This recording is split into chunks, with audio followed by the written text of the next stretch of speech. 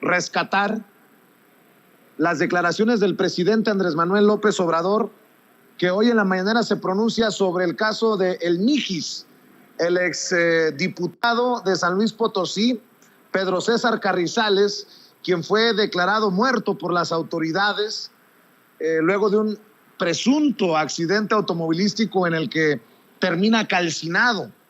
El presidente Andrés Manuel López Obrador dice que él tiene toda la información sobre el caso de El Mijis, solo que se estaría guardando la información hasta que dé la luz verde la familia.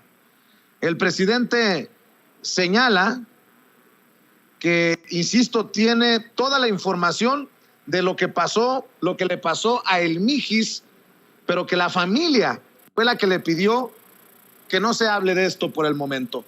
Así lo dijo el presidente. Muy buenos días, Omar Niño, de O Noticias de San Luis Potosí. Mi primera pregunta es sobre el caso de Pedro Carrizales, alias El Mijis, que se dio a conocer que murió. Durante todo el proceso de la desaparición ha habido inconsistencias. Incluso ayer que fue sepultado, su padre da a conocer que la camioneta en la que fue encontrado calcinado el exdiputado de San Luis Potosí no era en la que viajaba. La desaparición de Pedro Carrizales, la ficha de búsqueda se da el 31 de enero. El accidente donde supuestamente muere se da el 3 de febrero. Sin embargo, el 2 de febrero, por un audio de WhatsApp, le hace saber a su esposa que fue detenido por policías y que fue confundido pues con gente de la delincuencia. Posteriormente se acaba ahí la comunicación con la familia, aparece muerto Pedro Carrizales, totalmente calcinado. Él y los potosinos que lo conocemos nunca viajaba solo, siempre viajaba acompañado. Él estaba haciendo un trabajo sobre la ruta del migrante, que estaba apoyando a los migrantes. Se dirigía de Coahuila hacia Nuevo León, y el accidente fue en el kilómetro 28, me parece, de la carretera Piedras Negras. Hay muchas dudas sobre su muerte. Me gustaría preguntarle qué información tiene usted y si este caso lo puede atraer la Fiscalía General de la República, por la importancia que tenía este político potosino, como todo el mundo lo sabe, salió, era un chico banda y que ganó la diputación por el voto de la gente, no fue plurinominal, y además de que ya había antecedentes de que había sido supuestamente secuestrado en una ocasión y había levantado la voz de que tenía amenazas del crimen organizado. ¿Qué información tiene usted al respecto, presidente?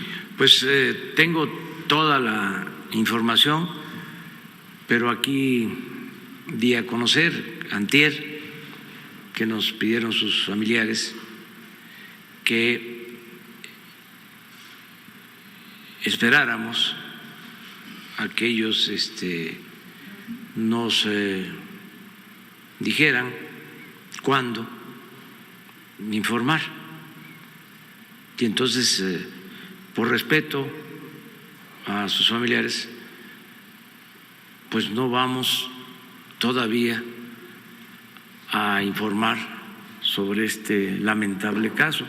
Solo… Eso es lo que dice el presidente, que va a esperar la luz verde de la familia. Quien sí se pronunció fue el papá del Mijis, como usted escuchaba en el planteamiento del colega. Dice el papá del Mijis que esa no era la camioneta de Pedro César Carrizales, esa en la que lo encontraron calcinado. Este es el audio con las declaraciones del papá del Mijis, el exdiputado de San Luis Potosí. ¿A usted le convence que haya sido un accidente? ¿Cómo que no?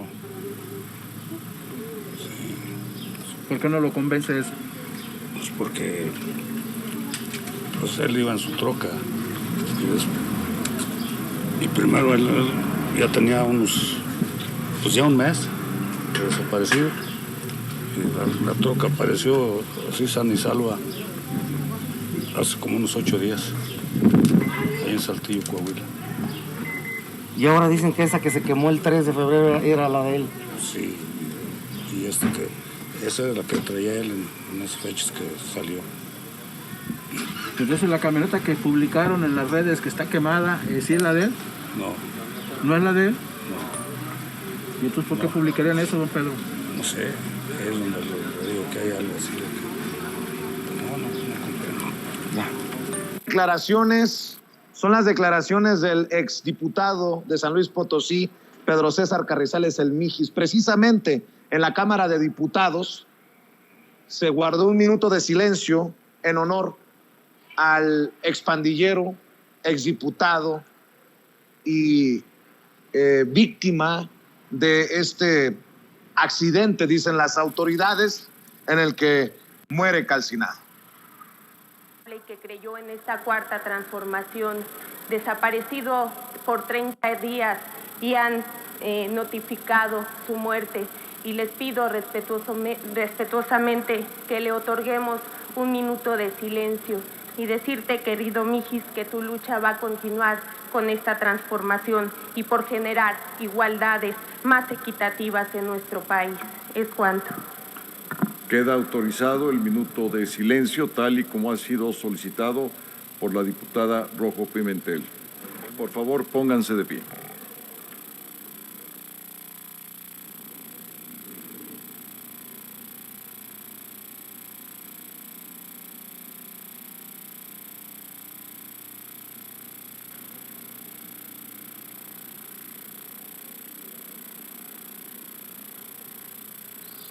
Quien está al tanto de este caso es nuestra colega Marta Olivia López Medellín, miembro del equipo de En un 2x3 Tamaulipas, medio independiente al que siempre le expresamos nuestra solidaridad. Respetada y estimada Marta Olivia, pues muchas dudas en torno al caso del Mijis y sobre todo, pues ahora que el presidente dice yo tengo toda la información, pero la familia me ha pedido no hablar del caso. Se esperará hasta que la familia dé la luz verde. ¿Tú qué es lo que sabes, Marta Olivia? Te mando un abrazo. Gracias, Vicente. Muy buen día a todas y todos. Pues sí, definitivamente hay motivos para entender por qué la familia no quiere hablar, ¿eh? Estamos hablando de Tamaulipas, donde llevamos más de una semana en ataques entre grupos civiles y grupos civiles armados, y dicen que las policías de Tamaulipas. Entonces, hay motivos porque un día sí y otro también hay tiroteos, y hay enfrentamientos, y hay una zona muy caliente que es de Nuevo Laredo, la ribereña, que son los municipios de Camargo, Díaz Ordaz, Miguel Alemán, llegando hasta Reynosa. Es decir, no es sencillo hablar en un estado tan inseguro, a pesar de todo lo que se habla de parte del panista Francisco García Cabeza de Vaca, diciendo que es seguro. Entonces, me parece que la posición de la familia es estar primero a resguardo, porque en Tamaulipas sigue siendo muy peligroso vivir e informar, pero simplemente denunciar un crimen como lo que ha pasado con Pedro Carrizales El Mijis. Y hay una serie de puntos que damos a conocer en un 2x3 en nuestras publicaciones y acerca de esta situación. La primera es cómo el 28 de febrero las Fiscalías Generales de Justicia de Coahuila, de Nuevo León, de San Luis Potosí y Tamaulipas se ponen de acuerdo para desinformar. Y bueno, hay una razón ahí, Vicente. El lugar del accidente fue en la kilómetro 30, carretera Nuevo Laredo, Piedras Negras.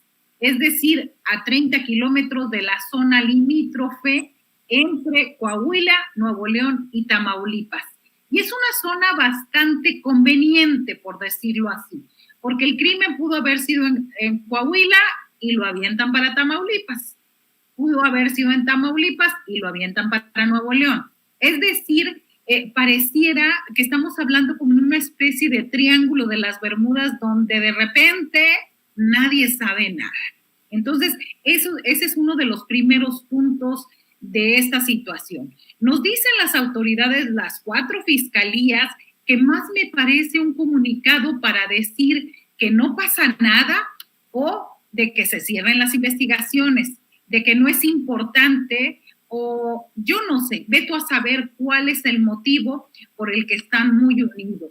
El asunto, hacen esto, lo otro, a ver, es una carretera federal, es una carretera bajo la jurisdicción de la Guardia Nacional. A ver, si fue el 3 de febrero, ¿por qué hasta el 28 y el día 1 no habían notificado de un accidente? Eso es ilógico. Quienes hemos cubierto la fuente policíaca, y me ha tocado en la frontera en Matamoros y en Reynosa, a ver, sabemos perfectamente que cuando hay un accidente, cuando hay un deceso, cuando hay un automóvil calcinado, una camioneta, lo primero que hace es que llegan los peritos, llega tránsito, llega policía federal, municipal, en lo que investigan a quien le toca. No es posible que todas las fiscalías juntas nos hablen de que nadie sabía lo que había pasado ahí. Y fue en el lado de Tamaulipas, ¿dónde está el reporte de la Guardia Nacional que nos diga que eso aconteció ahí? Eso es muy, pero muy extraño. La otra, el registro de las llamadas. De acuerdo a la versión entregada a las familias, todavía de más o menos el 4 hasta el 16 de febrero, había actividad en el celular del Mijis. Entonces, ¿cómo estaba activo el celular si él habría fallecido el 3 de febrero? Y recordemos también otra inconsistencia. El 4 de febrero, la Fiscalía de Nuevo León dijo que que el celular tuvo actividad en Nuevo Laredo. Él se había dirigido a Nuevo Laredo y al parecer ahí vería a personas que lo habían citado para echar a andar su proyecto migrante. Y ahí vamos a la otra cuestión. ¿De qué estamos hablando de migrantes? Estamos hablando de un negocio transnacional, de un negocio con las vidas humanas de la gente que viene de todas partes del mundo, sobre todo Centroamérica, que pasa este corredor fatídico Coahuila, Nuevo León y Tamaulipas. Es decir, Vicente, las autoridades tienen mucho que informar acerca de esto. Si se juntan como hermanitos y firman un comunicado, perdón, a mí y a la mayoría de los ciudadanos nos deja mucho más dudas que certezas. Por ejemplo, también te quiero decir, el 22 de febrero el fiscal general de justicia de Tamaulipas, Irving Barrios Mojica, que no se distingue por ser transparente, él, así como en una bola de cristal, él telepateó y dijo, el Mijis no ha sido secuestrado porque no ha pedido rescate. Entonces, ahí cómo supo, qué pasó, es decir, todo embona o todo nos va a decir que no tiene, que la versión oficial que nos están dando a estas 4 fiscalías, pues no convence a nadie, ¿eh? Así es, de hecho, generosamente han compartido ustedes en un 2x3 Tamaulipas uno de los últimos videos sobre las manifestaciones del Mijis. Creo que lo tenemos, Cecilia, ¿no? A ver si lo podemos compartir con la audiencia. Suéltelo, por favor. Es nuestro tiempo. Eres un super twister, ¿no? Pues mire, la verdad a mí me quisieron perjudicar, me secuestraron, me hicieron muchas cosas, golpearon a mi hermano, se lo llevaron, y cuando se dan cuenta que ganamos siguieron los ataques, pero en vez de perjudicarme me beneficiaron porque hicieron visible una lucha que llevo de mucho tiempo, y al final de cuentas me hicieron el diputado famoso del mundo. Claro. ¿Cuál es el sello que quiere dejar el Mijis en los congresos, en su carrera política? Más que nada quiero dignificar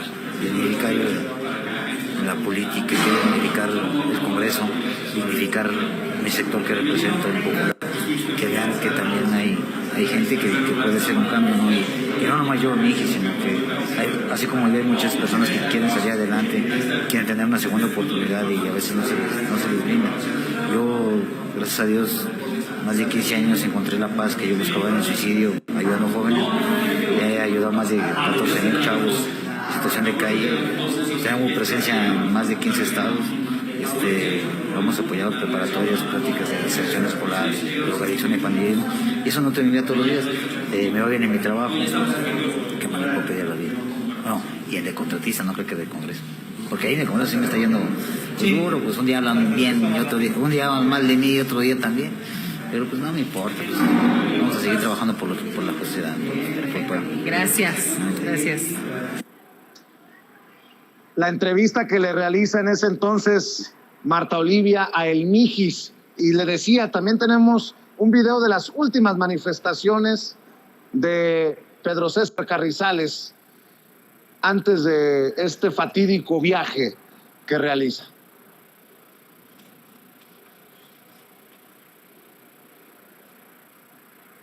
Bueno, pues ahí están las imágenes.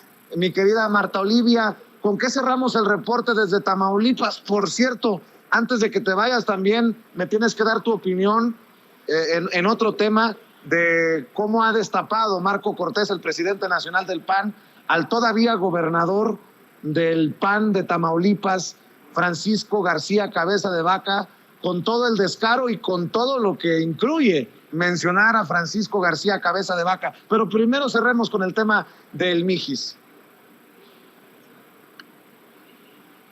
Sí, Vicente, estamos primero en el tema del Mijis. Hay que saber que hay una protección a no sabemos quiénes de parte de estos gobiernos de Coahuila, Nuevo León, San Luis Potosí, Tamaulipas.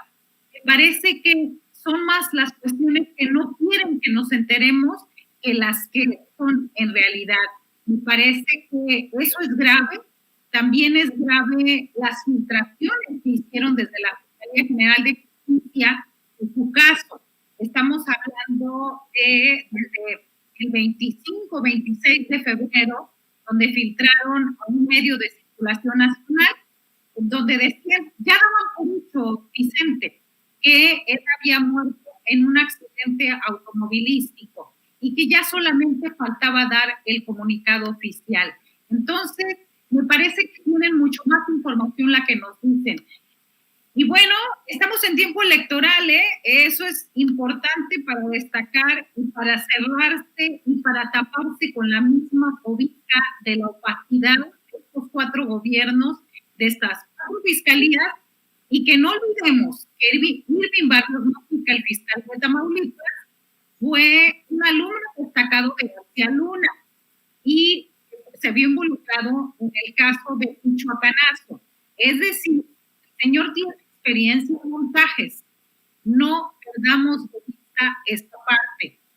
Respecto, y bueno, con esto quiero cerrar el tema, respecto a las elecciones presidenciales, pues quiero decirte que pues muy lamentable que un personaje tan cuestionado como Francisco N. sea considerado. Bueno, eso nos habla del nivel de altura de la oposición en México.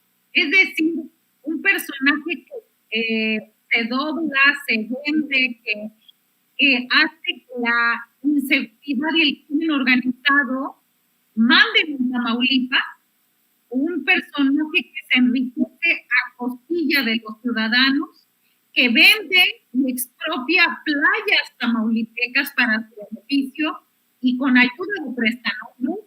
Pues bueno, ese es el nivel del Partido Acción Nacional. Me parece que es lo más acertado. Son totalmente congruentes con lo que ellos son: tranza, trampa, robo, extorsión y tráfico de influencias. Familia, porque toda la familia está en el ajo, la mamá, el hermano.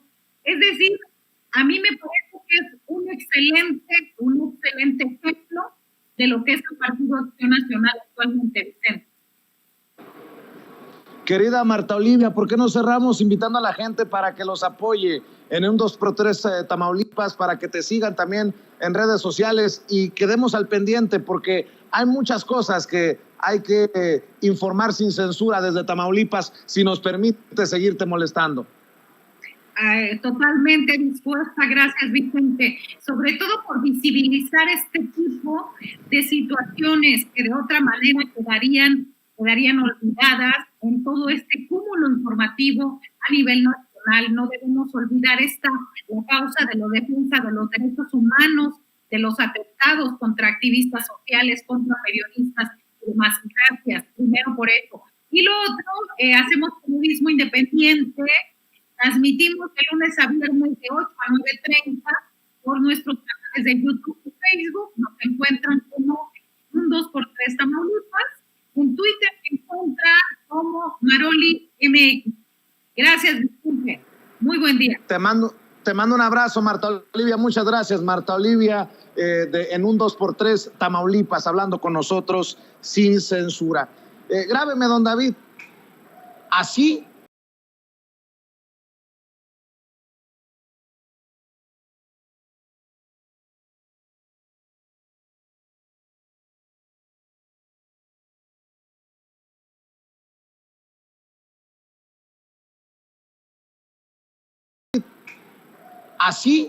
como le voy a mostrar, los mexicanos que llegaron desde Rumania en un avión de la Fuerza Aérea Mexicana, los que fueron desplazados de Ucrania, precisamente luego de la invasión rusa, así festejaron su llegada a territorio nacional.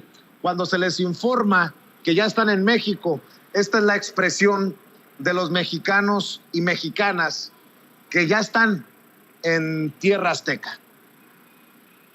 Por tal motivo, la Secretaría de la Defensa Nacional, la Fuerza Aérea Mexicana y la tripulación de vuelo les da lo más cordial bienvenida a territorio mexicano.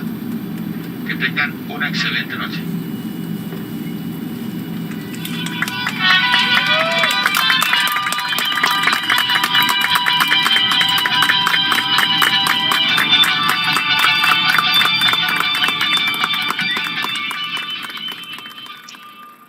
Qué emocionante, ¿no? Para uno, imagínense, para ellos. Y el secretario de Relaciones Exteriores, Marcelo Ebrard, precisamente comparte el momento en el que llegan los mexicanos provenientes de Rumania. Esos mexicanos que salieron expulsados por la invasión rusa a Ucrania, estuvieron en Rumania. De ahí son recogidos por el avión de la Fuerza Aérea Mexicana. Le decía, llegaron muy temprano hoy a territorio nacional. El arribo. Como ustedes saben, hubo escala en Irlanda y en Canadá, así que fue un viaje largo. Pero estamos, la verdad, muy contentos de que hayan llegado con bien a México. Les damos la más cordial bienvenida, por supuesto.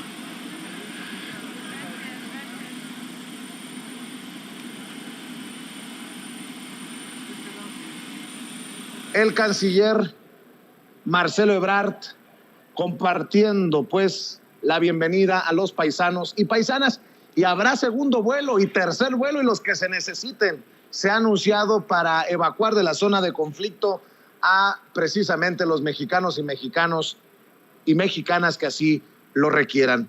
Me dicen que ya está listo para hablar sin censura el profesor de Relaciones Internacionales, tu profe de RI, el doctor Jesús López Almejo, quien debo de decir está teniendo un éxito nunca antes visto en la historia de su canal de YouTube, tu profe de RI, y lo celebramos desde esta trinchera libre como el viento, porque eso quiere decir que la gente está interesada en el conflicto, porque está involucrada Rusia, porque está involucrada Ucrania, porque está involucrada la OTAN, porque está involucrado Estados Unidos, porque se habla de censura a medios rusos, porque ya hay legisladores mexicanos que llevan una carta al Senado pidiendo que México envíe armamento a Ucrania, porque vemos a legisladores estadounidenses criticando al presidente Andrés Manuel López Obrador por no anunciar sanciones a Rusia por la invasión, en fin, porque hay mucho en juego y porque usted se merece información honesta. Es la que está precisamente dándoles en su canal de tu profe de RI, el doctor Jesús López Almejo, y el análisis puntual que no debe faltar. Felicidades, profe, porque veo que la audiencia va en aumento y no es para menos. En este momento la gente necesita información sin máscaras, información transparente. Te mando un abrazo, profe. ¿Qué tal, querido Vicente? Muchísimas gracias por esta inmerecida introducción y también gracias por el respaldo que desde los inicios nos has estado brindando, porque como bien lo dices, nos hemos dado cuenta de estos cambios en donde prácticamente hay que quitarse las máscaras y nos hemos estado dando cuenta los secuestrados que estábamos por las grandes corporaciones televisivas que a su vez, Vicente, son grupos de interés vinculados a otros empresarios de otros giros. En Estados Unidos, por ejemplo, está comprobadísimo que The Washington Post y The New York Times están vinculados también a la industria del armamento, a Amazon, bueno, a un sinfín de empresas que lucran con el tema de la guerra o por lo menos con el tema de la especulación, y que por eso vemos desde esos medios de comunicación a supuestos periodistas que trabajan además para consejos de seguridad nacional. Vemos a supuestos periodistas haciendo apología de la guerra o por lo menos apología de la especulación para ganar mientras tanto en las bolsas de valores, en las industrias que se dedican a vender armas, pero también que se dedican a vender insumos de guerra como uniformes, como alguna cantidad importante de insumos de otra índole, que finalmente no nos queda a los ciudadanos de a pie más que abrazarnos y aprovechar los espacios que nos deja el capitalismo para de ciudadano de a pie, Vicente, hacer esta alianza de decirnos la verdad y de darnos herramientas de análisis que nos brinden la oportunidad de discernir con argumentos acerca de estos conflictos que pareciera que están tan lejos de nosotros, pero que vemos que nos aplican las mismas estrategias, querido amigo. Querido profe, ¿en dónde estamos parados? Se ha informado de un cese al fuego por razones humanitarias, pero pareciera que la guerra no se detiene mediáticamente, la guerra de narrativas, y creo que es hasta desgastante precisamente esta guerra al otro lado del mundo. ¿En dónde estamos parados? Danos un norte de hacia dónde se va o dónde estamos parados en esta situación. Mira, en el plano geopolítico, y voy a bajar de niveles hasta el plano de la vida cotidiana, pero si me permites, en el plano geopolítico estamos en el punto en donde Estados Unidos quería tener al mundo. Hay un autor que se llama Graham Allison. Graham Allison es el creador de los modelos de política exterior en países occidentales. Todo el mundo lo toma como referencia en las diferentes facultades de las universidades, sobre todo de ciencia política y de relaciones internacionales. Bueno, Graham Allison en el año 2013 escribió un artículo en un periódico y después ese artículo se convirtió en libro para el año 2017 y hablaba de la guerra del Peloponeso, en donde Tucídides advierte de la trampa, y la trampa de Tucídides, esto es bien importante que la gente tome nota, que lo revisen más a fondo posteriormente, porque este teórico Graham Allison, cuando habla de la trampa de Tucídides, hablaba de cómo una potencia que va medio en decadencia se siente amenazada cuando emergen otros posibles competidores y se encuentran en camino de colusión a una guerra. En este caso, el que está en la cima, si se está sintiendo debilitado o se está sintiendo retado y ve que hay posibilidades de que el orden cambie, y si el orden cambia, el orden institucional, el orden militar, el orden financiero, el orden comercial cambia, entonces mueve sus tentáculos para evitar que los posibles competidores lleguen a la cima y por lo menos le disputen el liderazgo del mundo.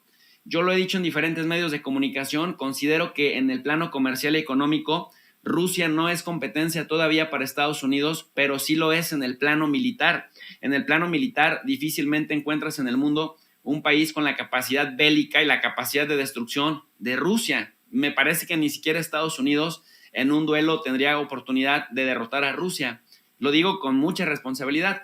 en el plano comercial, Estados Unidos ve en su principal enemigo justamente a China. De hecho, Graham Allison, cuando habla de la trampa de Tucídides, decía que con quien estaban en riesgo de colusión, es decir, que ya iban hacia allá apuntando las fuerzas, era con China, y por eso veíamos el cerco que Estados Unidos le tendía a China con la trampa de Taiwán, en donde, por cierto, vimos ayer, 3 de marzo, a Mike Pompeo, ya muy apersonado, como con 90 libras de menos, un hombre ya muy delgado, que tiene otra apariencia física a la que traía cuando era secretario de Estado, del Departamento de Estado, y andaba en Taiwán, fue condecorado y decía que ya Estados Unidos debería de una vez por todas reconocer a Taiwán, es decir, que como funcionario sostuvo que China era un estado genocida porque estaba asesinando a la población de uigur de Xinjiang y que tenía que reconocer de una vez por todas como un estado libre e independiente y soberano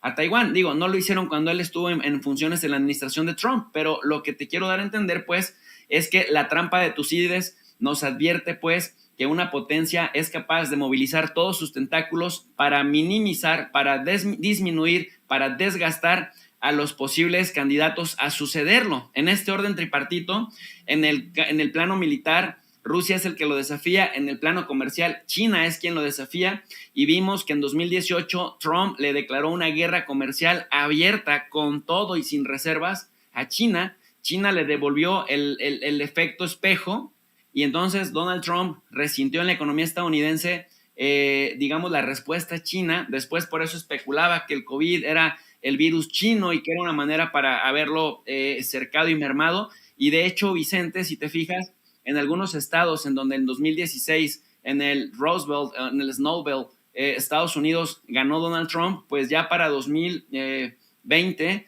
pues ahí en esos mismos estados perdió porque se resintió mucho la guerra comercial contra China. En el caso de Rusia, pues ya vimos, Estados Unidos se ha dedicado a mermar las relaciones, la consolidación de las relaciones comerciales y la cooperación en materia de seguridad con Rusia. Ya no permitieron que los europeos, que están bastante subordinados a Estados Unidos, vean en Rusia un aliado potencial que les estaba brindando seguridad energética, y frustró el Nord Stream 2, y además también frustró el acercamiento comercial en otros ámbitos de la canasta básica. Por eso vemos, querido Vicente, que tienes el petróleo disparado. Por ejemplo, el petróleo Brent está entre 108 y 113 dólares por barril el costo.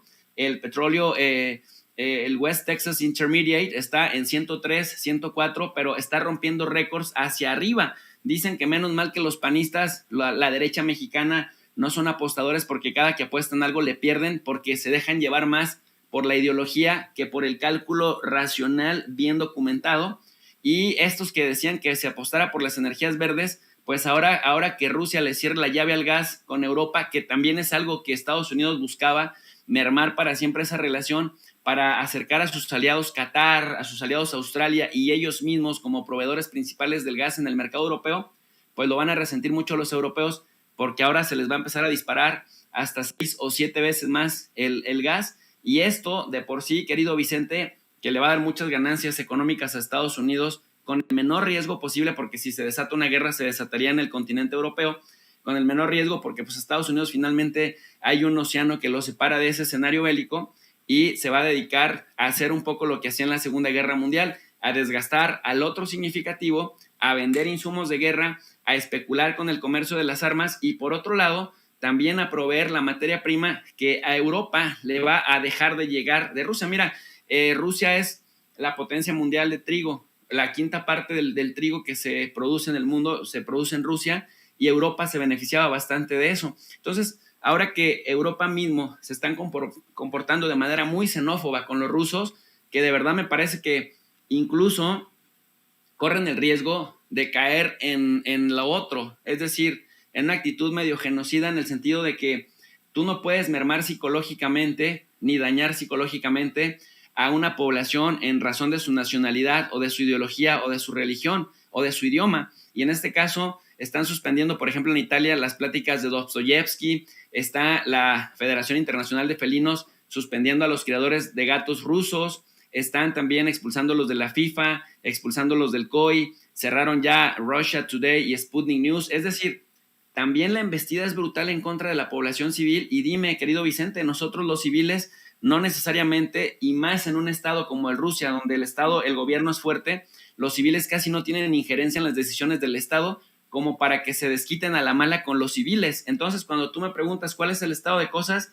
el estado de cosas es que en el contexto de la trampa de Tucídides, que ya advertía Graham Allison desde el 2017, y que después Stephen Cohen, este historiador experto en historia moderna de Rusia, decía, nosotros cercamos a Rusia. Si cercamos a Rusia, así como cercas a un oso, Rusia va a responder con la fuerza militar, porque Putin, una vez que toma una decisión militar, jamás se echa para atrás. Nosotros, en lugar de darle salidas diplomáticas, le cerramos todas las salidas diplomáticas, y eso permitió y facilitó que los europeos puedan justificar su xenofobia y su rusofobia, porque también recordemos que desde los tiempos del COVID-19, pues por criterios políticos, cerraron el paso a la vacuna Sputnik, no había un argumento científico, y entonces vino una provocación tras otra. De hecho, tú recordarás, querido Vicente, que en el año 2021, que correspondían a los Juegos Olímpicos del año 2020, a la Federación de Atletismo rusa la penalizaron también argumentando que los rusos se dopaban, y entonces el Comité Olímpico Ruso, pues prácticamente desapareció, y la gente, los rusos que participaban, porque ya habían hecho su proceso de preparación durante 4 años o 5, tenían que competir a nombre del Comité Olímpico Internacional. Entonces, la gente piensa que nada más empezó ahorita, la gente piensa que es nada más Ucrania, cuando no tienes un conocimiento geopolítico y cuando no llevas una cronología, una relación de hechos cronológicamente bien establecidos, piensa uno que es del momento, pero es que la verdad vienen cercando y vienen presionando a Rusia desde hace unos años, hasta que prácticamente al quitarle todas las salidas diplomáticas en todos los ámbitos, en el financiero, en el comercial, en el político, en el diplomático, pues terminaron por generar esta reacción que estamos viendo, Vicente. Profe, he seguido lo que escribes en redes sociales, lo sabes, porque te respeto, y me llamaron la atención algunos tweets.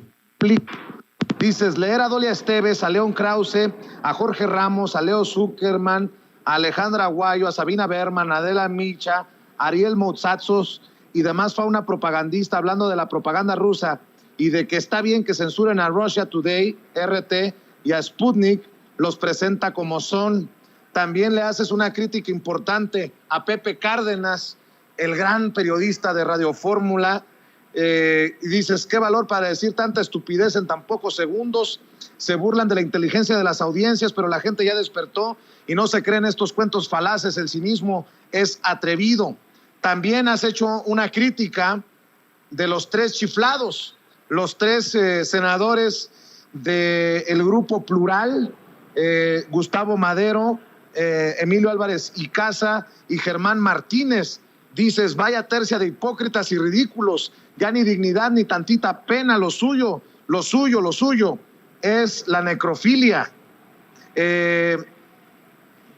¿Cómo ves el papel que está jugando México y a donde parecería que quieren también llevar legisladores, incluyendo a Bob Menéndez desde Estados Unidos, criticando al presidente Andrés Manuel López Obrador, al gobierno de la Cuarta Transformación, que creo que ha cumplido con mantenerse al margen y no tomar partido, a pesar de que haya votado por condenar la invasión de Rusia? No puede ser de otra manera, dice el presidente, dice el propio embajador ante la ONU, por las invasiones que hemos sufrido, pero sin imponer sanciones al gobierno ruso. Dame tu opinión, profe. Mira, Vicente, con esto que dices con respecto a Bob Menéndez, ahorita regreso a lo otro, pero esta pregunta que se le hicieron a Bob Menéndez se la hizo de forma deliberada en aras de buscar una reacción adversa a López Obrador y adversa al gobierno mexicano. Se la hizo Lila Abed. Lila Abed es una estrellita en ascenso formada en Washington, que le dan mucho juego en el Financiero, en el Reforma, en el Heraldo, la traen de Chile de todos los moles, López Dóriga y algunos otros. Ahora la contrataron también una cadena derechista de ahí de Washington, de Noticias en Español, porque quiso también emprender un proyecto en YouTube y prácticamente no tenía audiencias, creo que no pasa ni de 1,000 suscriptores, pero ella abiertamente fue y le hizo la pregunta, pero casi, más que con interés periodístico. Ya sabes, cargada de ideología y buscando una respuesta adversa de Bob Menéndez, que finalmente la encontró, ¿no? Lo cual pues por una parte podría decirte que nos tenga sin cuidado, pero por otra parte no, porque sabemos que lo que se mueve en Washington, todo se va anotando en una lista, y ese es el pensamiento de derecha, ir anotando en una lista quienes estuvieron abiertamente a favor de una postura radical de Estados Unidos y quienes tuvieron este margen de autonomía. Yo he sido muy crítico de las decisiones que tomó México, tanto en el Consejo de Seguridad como en la Asamblea General, porque más allá de la convicción que se tenga o no, si no atendemos a las razones, si no atendemos a las causas estructurales que generan algo, no justificamos la guerra apesta.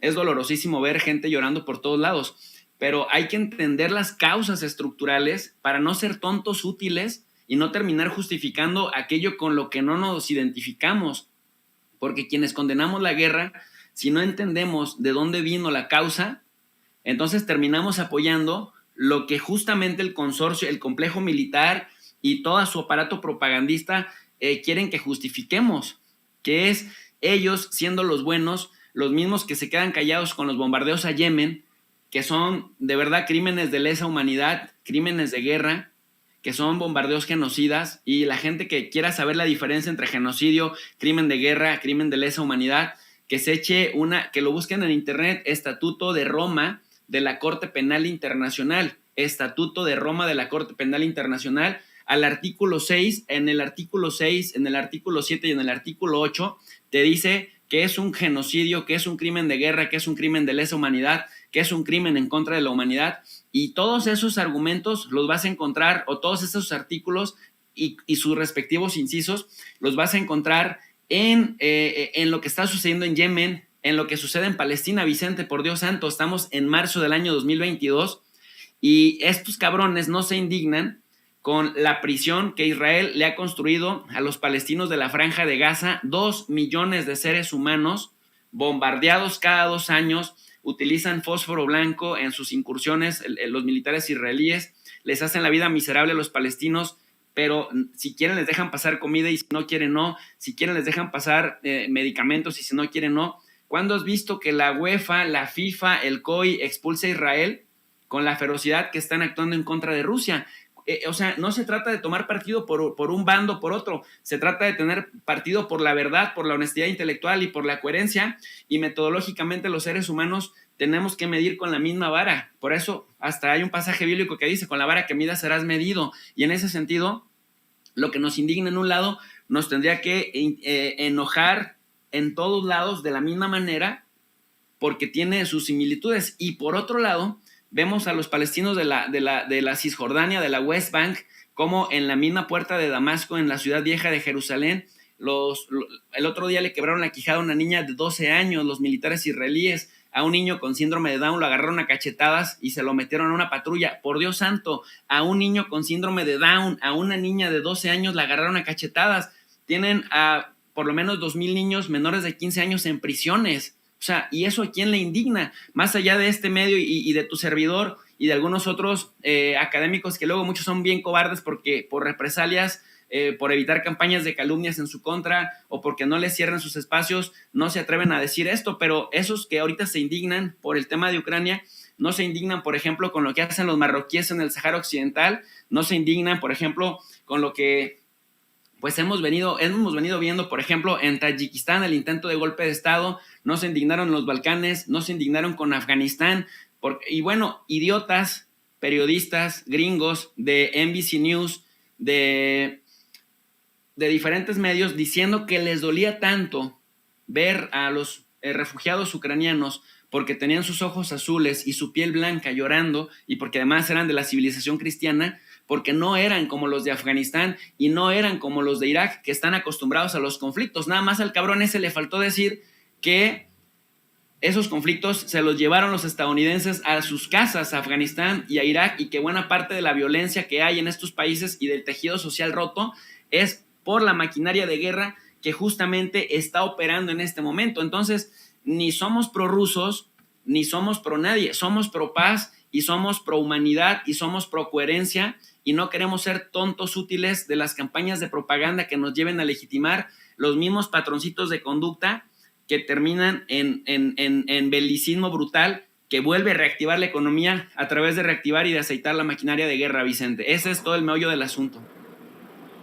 Y el papel de México en este sentido de decir no a las armas, obviamente, no a hacerles el caldo gordo a esos que piden armamento desde nuestro país, no a las sanciones. En ese sentido, ¿tú ves que el presidente Andrés Manuel López Obrador está tomando las mejores decisiones? A mí me parece que se equivocaron en haber votado, en no haberse abstenido. Es decir, por lo menos pudieron haberse abstenido. Y me parece que ya que tuvieron esta crítica de la invasión, entonces también hubieran manifestado en esa misma crítica que estaban preocupados por el auge. Si no querían mencionar a Ucrania, por lo menos tendrían que haber dicho: estamos preocupados por el auge del neonazismo y del fascismo, porque aquí en Sin Censura hemos hablado fuerte y hemos hablado claro, Vicente, y hemos denunciado cómo Estados Unidos en 2020 y en 2021 se opuso abiertamente junto con Ucrania a condenar la glorificación del racismo y del fascismo en todas sus formas y del neonazismo. ¿Por qué será? Es decir, para empezar, ¿por qué Estados Unidos y Ucrania votan en contra de condenar el nazismo si se supone que lucharon contra el nazismo en la Segunda Guerra Mundial? ¿Por qué Europa? Y cuando me refiero a Europa, me refiero a los jugadores de primer orden de Europa, me refiero a Francia, me refiero a Alemania, me refiero a Gran Bretaña, al mismísimo España, que es medio de segundo orden, pero también juega en Europa occidental.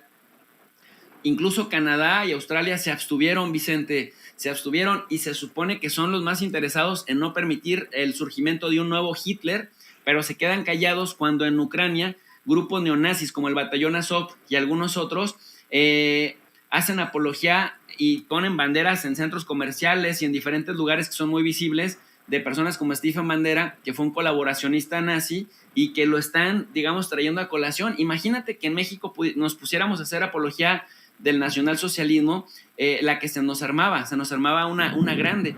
Pero, ¿por qué está permitido en otros lugares? Entonces, mi crítica al gobierno mexicano, y mira que yo abiertamente en muchas ocasiones no he tenido tapujos para decir que soy obradorista, pero pues también soy un ser crítico y trato de ser coherente. Y en este sentido yo no estoy de acuerdo, no voy con la resolución del gobierno mexicano porque, ok, ya condenaste la invasión, está bien, somos pro paz, está bien, no intervención de los pueblos, fantástico, pero también está la otra parte y es un principio también de política exterior, fracción 10, artículo 89 de la Constitución de los Estados Unidos Mexicanos, que dice que México se obliga a la promoción de los derechos humanos y a la lucha por la paz y la seguridad internacionales. Es su obligación de México, también es un principio de política exterior, no solamente el de la no intervención o el de la igualdad jurídica de los estados o el de la autodeterminación de los pueblos. También la lucha por la paz y la seguridad internacional es el principio número 7.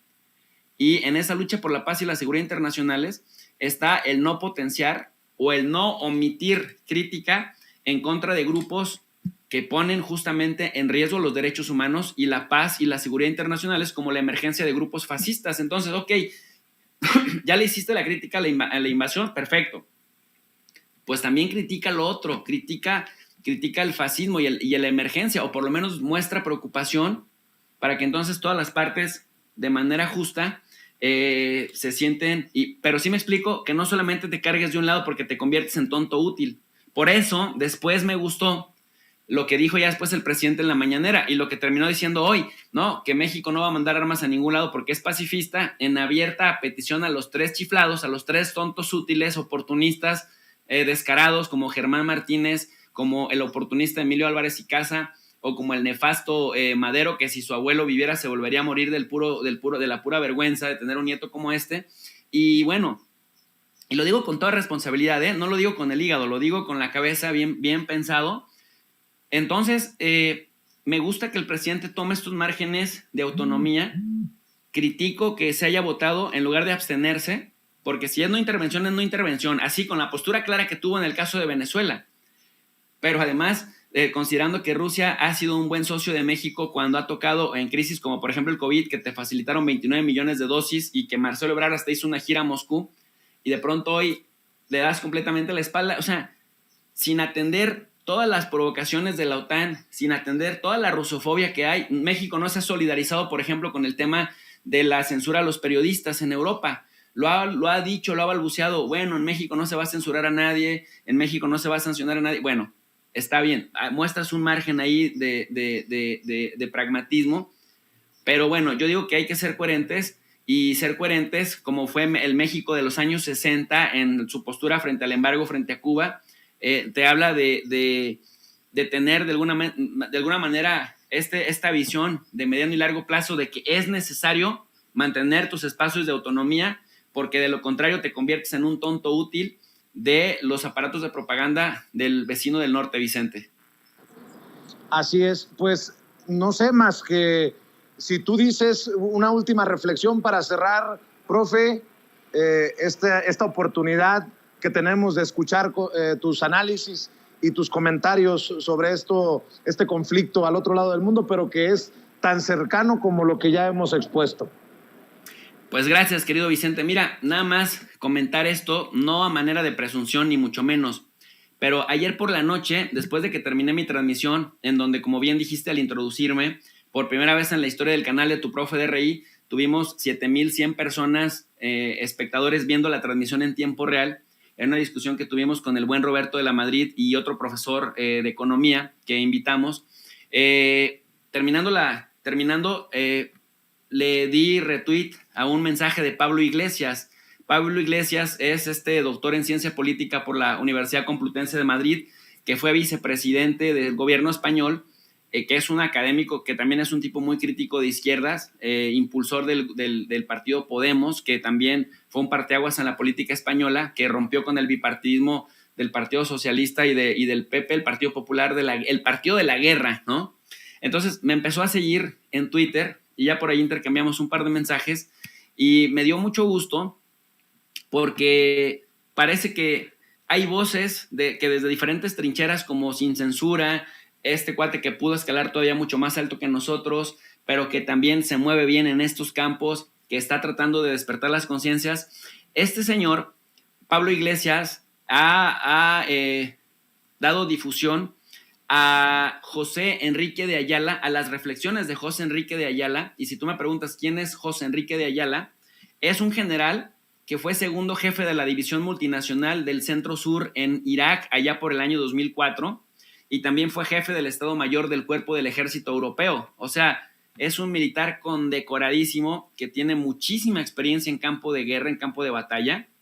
Y este señor decía en una entrevista en un medio que se llama RTVE que a huevo querían hacer lo que dijera, que sí estaba bien que los europeos ayudaran a Ucrania con dinero y con armas.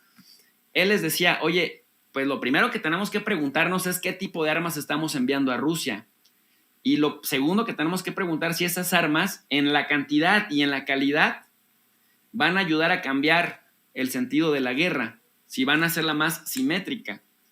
Entonces, lo que está pasando ahorita es que están incendiando como cuando quieres apagar una fogata, pero le echas unos poquitos chorritos de agua, y tú sabes que el oxígeno hace que la fogata se haga más grande. Entonces, en lugar de estar mandando armas para estar alimentando el fuego, y si vas a tener 20,000 muertos en 15 días, porque no estás cambiando el orden de fuerzas y no va a servir para detener a Rusia, y lo otro es, si aumentamos el nivel de armas que estemos mandando, Rusia seguramente también va a aumentar su nivel de artillería, porque si Rusia quisiera eliminar a los ucranianos, ya lo hubiera hecho, y lo hubiera hecho desde la defensa aérea. O sea, no tendría necesidad de hacer nada más, pero está siendo selectivo con los ataques, se está yendo en contra de infraestructura militar. Entonces, este general que tiene experiencia como jefe de división multinacional del Centro Sur de Irak en 2004 y que fue jefe del Estado Mayor del Cuerpo del Ejército Europeo, dice, lo que se tiene que hacer ya para evitar muertos y para evitar más derramamiento de sangre de manera inútil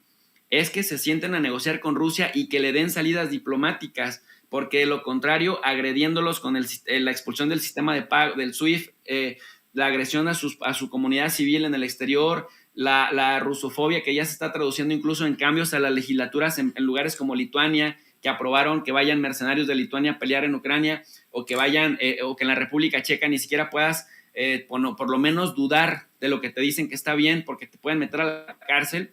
Entonces dice, no se le está dando ninguna salida, y lo que se está haciendo es seguir atizando el fuego, y vamos a ser cobeligerantes y esto puede llevarnos al punto de no retorno, y entonces sí, no va a haber control sobre las cosas. Lo mejor es la salida diplomática, pero en la salida diplomática es pedir, pero también conceder, es decir, también ir cediendo, no imponer y esperar que el otro ceda a las imposiciones cuando no estás en la capacidad ni militar, ni económica, ni logística de imponer nada, querido Vicente. Esa sería, pues, la reflexión, porque luego nos dicen, oye, ¿y tú eres militar? No. ¿Eres estratega? No. Pero leo militares, leo pensamiento estratégico y leo y sé de teorías de la acción comunicativa, y le he dado seguimiento durante 10 años a este problema. Entonces, quienes intentan descalificarnos diciendo que no somos militares, bueno, pues les presentamos entonces la versión de militares que sí han estado en el más alto nivel en batallas reales, Vicente.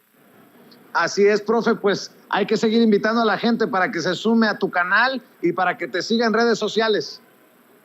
Gracias, Vicente. Pues a toda la audiencia de Sin Censura los invitamos al canal de Tu Profe de RI. RI significa Relaciones Internacionales, y allá abordamos de lunes a viernes de 4:30 de la tarde en adelante, y también de 10:30 de la noche en adelante, en el único y verdadero club de los desvelados para el análisis de la geopolítica y las relaciones internacionales. Los temas que están en este momento pues en boga, pero no los abordamos únicamente desde la coyuntura, sino también los repensamos desde las causas estructurales de los mismos. El canal se llama Tu Profe de RI, y pues estamos a la orden, Vicente, con una lectura, con una práctica universitaria, porque queremos despertar la conciencia, y como dice el buen Toño, también con el espíritu crítico, Vicente. Pues te agradezco, Jesús, te agradezco, doctor, que estés con nosotros en esta que también es tu casa. Te mando un abrazo y estamos al pendiente de los análisis, de la información que compartes. Cuídate. Abrazo y muchas gracias, Vicente, como siempre. Gracias. Y mi querido Toño. Amigos, amigas, regresamos en breve. Pero mientras seguimos hablando sin pelos en la lengua, sin censura, usted puede suscribirse a nuestros 3 principales canales en YouTube. Sin Censura Media, en donde tenemos más de 1,600,000 suscriptores. Sin Censura TV, en donde tenemos más de 1 millón de suscriptores. Y en Sin Censura Presenta, en donde queremos llegar muy pronto a los 100,000 suscriptores. Si usted ya está inscrito en Sin Censura Media, suscríbase en Sin Censura TV. Si ya está suscrito en Sin Censura TV y Sin Censura Media, suscríbase a Sin Censura Presenta. Recuerde que es gratis, no tiene que sacar un solo centavo de su bolsillo para apoyarnos. Dele clic en la campanita para que los señores y señoras de YouTube envíen las notificaciones cuando estemos transmitiendo en vivo y en directo o estemos subiendo videos. También nos puede seguir en Twitter en @Vicente Serrano y hasta en Instagram. Ojo, también estamos en Instagram. Son nuestras redes sociales y con el apoyo de ustedes seguimos creciendo, porque con ustedes todo, sin ustedes nada.